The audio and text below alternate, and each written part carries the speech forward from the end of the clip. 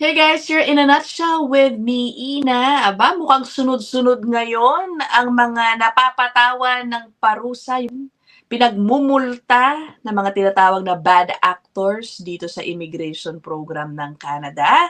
Dalawa po yung napabalita kahapon. Isa, involving an abusive employer sa bandang New Brunswick. Okay, ang nangyari doon, nag-complain yung mga empleyado noon na hindi yata sinusunod yung tamang pasweldo, yung pinagkasunduan nila sa kanilang kontrata. Pangalawa, nirereklamo din yung mismong living conditions yata nila, no? Hindi raw maayos. I also assume kasama rin yung pabahay sa kanilang trabaho, sa kanilang kontrata. Pangalawa naman na nabalita, isa pong, nako, malokong, ano ba ito, hindi siya authorized consultant eh. Isa siyang worker sa isang organization that's supposed to be that's supposed to be helping refugees. Ang ginawa niya, ginamit niya yung kanyang posisyon para sabihan yung mga kanilang kliyente siguro na, o sige, papabilisin ko yung processing ng iyong asylum claim in exchange for money. Mukhang marami siyang nabiktima, nagbigay ng pera, at alam nyo na ang nangyari, wala rin naman nangyari doon sa kanilang mga files. Okay, remember guys, nobody, not even an immigration lawyer or an authorized consultant, can promise you na pwedeng mapabilis ang processing ng file mo. Kahit pa sabihin nilang may bayad yan, walang ganong express lane. Okay, nobody can guarantee faster processing. Alright? O sige, puntahan na natin yung mga reports.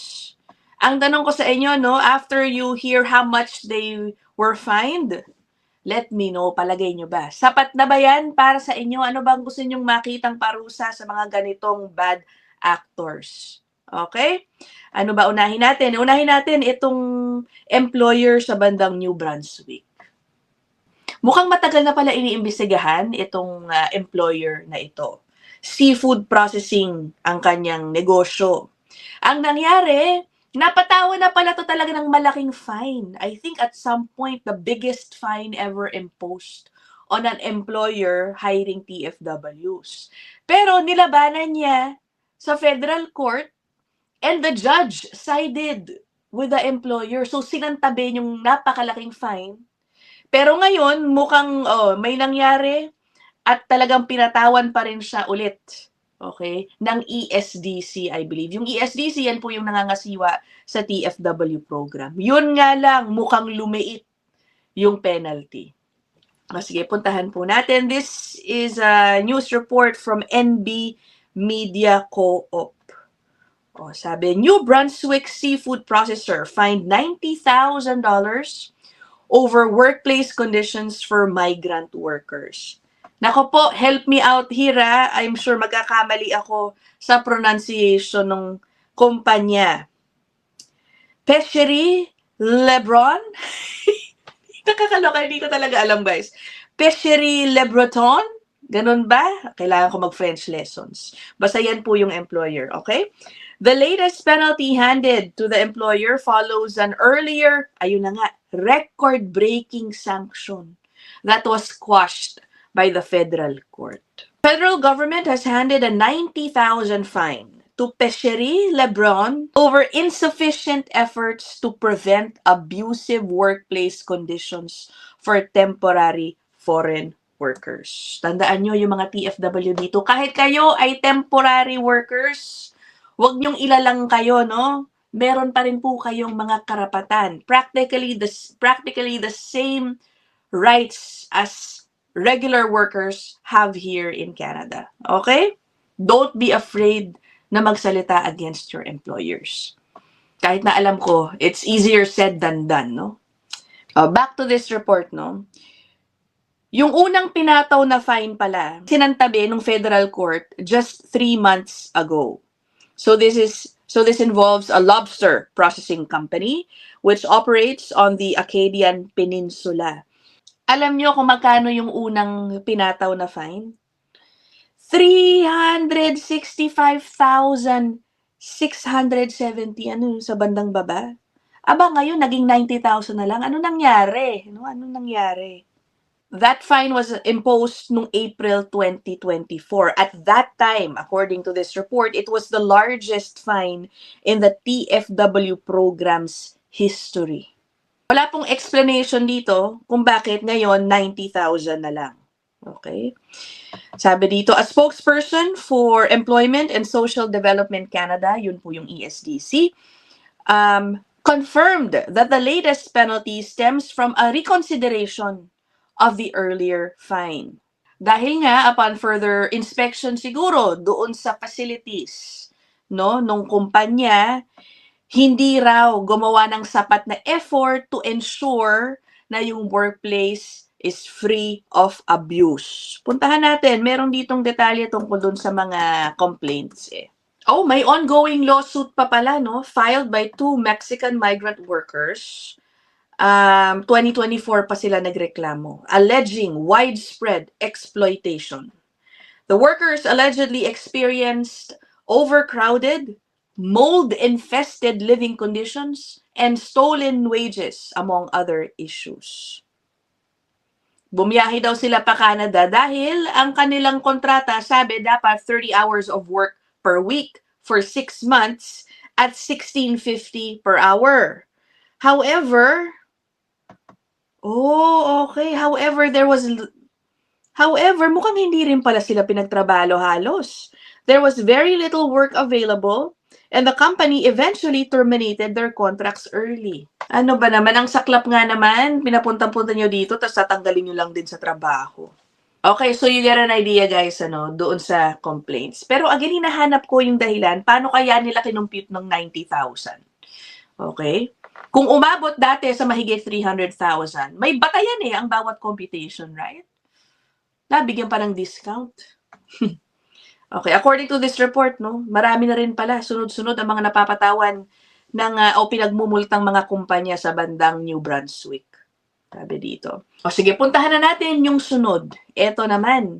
This was posted by the CBSA mismo. This is from Canada.ca. Press release po nila kahapon, sabi CBSA Immigration Fraud Investigation in Saskatchewan leads to conviction and a $75,000 fine. Malaki-laki rin. Following an investigation by the CBSA, a Regina resident, Abdul Kader Ali, he pled guilty to 2 charges related to the falsification of immigration documents in Saskatchewan Provincial Court. Okay? He was sentenced to 2 years probation, tapos 2 hours of community service, and a fine of $75,000. Okay. Wala palang pagkakakulong. Alright.